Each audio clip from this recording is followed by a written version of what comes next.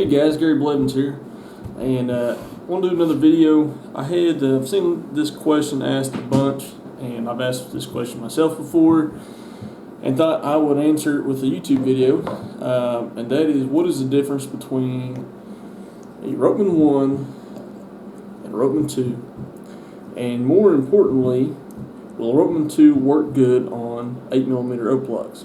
So, for the longest time, everybody recommend the Ropeman 1, and I highly recommend the Ropeman 1. It's awesome. Until 8mm rope started to become popular, because the specifications for the rope size on the Ropeman 1 is from 10mm to 13mm. If you're not familiar with the Ropeman 1 at all, okay, basically you have a spring-loaded cam that has teeth on it. The teeth are not very sharp at all. They bite into the rope awesome, and they don't do any damage to the rope, and it's really easy to adjust, and I'll show you how you put that on here. This is one of the tethers from Tether. Alright, if you just pull that cam back, and you can put each one of these on each side of the rope, and then you take a carabiner.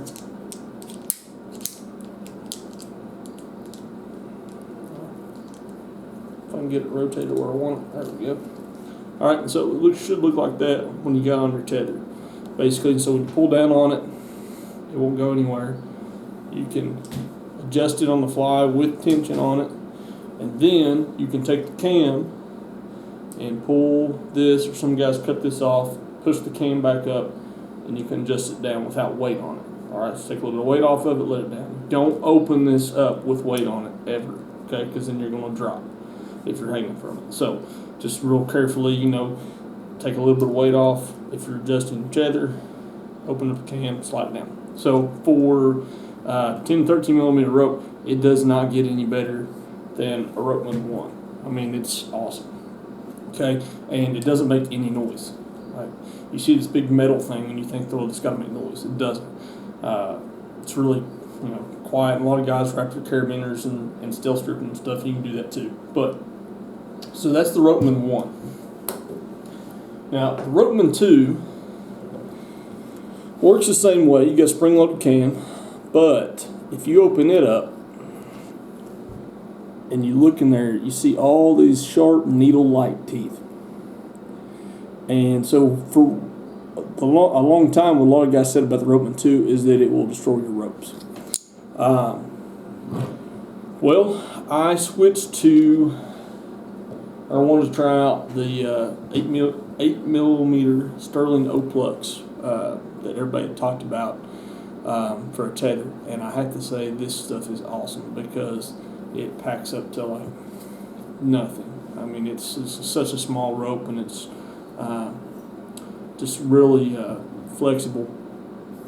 But I wanted to try the Ropeman 2 on it. The reason why, a lot of guys run the 8mm like the cone duck.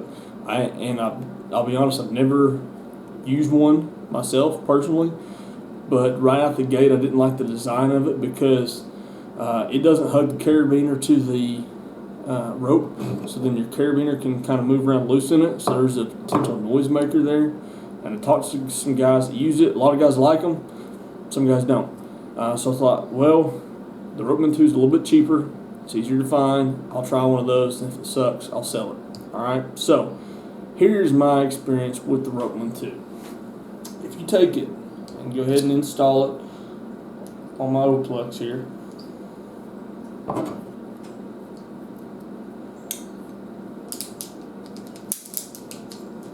okay, it works the same way as the Ropeman 1. Alright, and it's pulling up, it does okay. Where you run into trouble is when you try to adjust it and you open that cam a little bit and then you pull it down, and I don't know if you can see in there, but you'll have them teeth grab fibers on the sheath of your rope. But what I found, if you do on your tether, is if you're going to adjust it and you take your time, take a little bit of weight off of it, It actually helps if you push up on your cam just a little bit and you open this cam all the way up like that. Alright, those teeth cannot touch the rope. And so then you can adjust it back down where you need to be, put it back in place, and seat it. I found that if you do that, if you are careful and mindful about it, it does not tear your rope up that bad. I'm actually going to show you the tether that I used this entire past season, and so you can look at it, and you know there's some fuzzies on it. I'm completely fine with using this tether still. You can kind of make your own thoughts about it. Like I said, there's some fuzzies, but it is really not bad.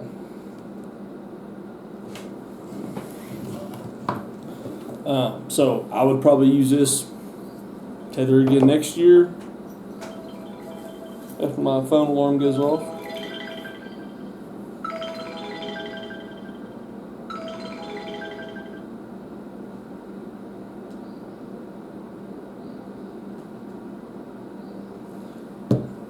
So,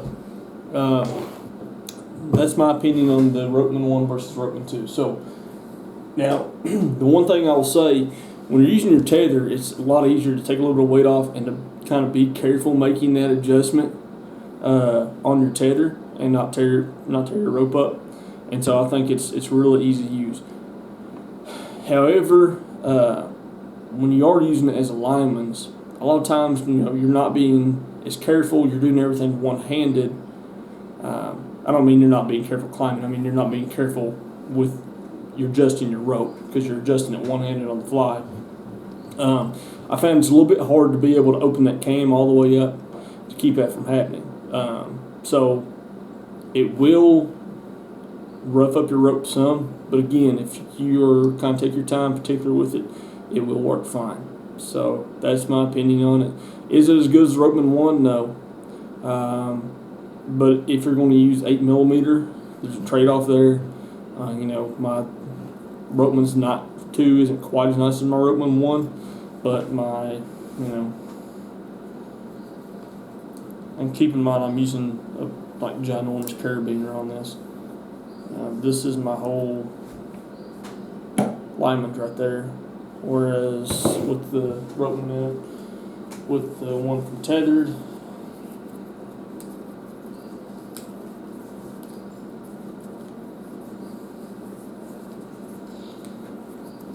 it's kind of a lot bigger deal. I don't know if you can tell a lot of difference there, but so I like the oplux better. I'm going to keep running the Ropeman 2 on my tether. So hopefully this helps some guys that are on the fence who've been looking at them or didn't understand the difference in the Ropeman 1 and the Ropeman 2. So if you got any questions, leave me in the comments and please subscribe.